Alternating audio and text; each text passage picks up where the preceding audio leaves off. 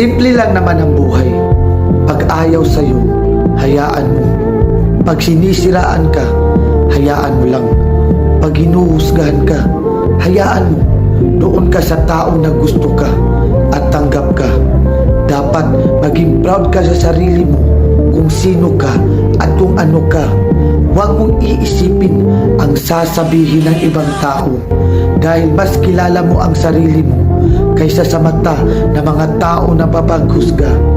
Di ba may kasabihan, kung mabait ka sa ibang tao, huwag kang umasa na magiging mabait din sila sa iyo dahil katulad ng kamay natin sa daliri, hindi pantay dahil ang bawat tao sa mundo may iba't ibang ugali.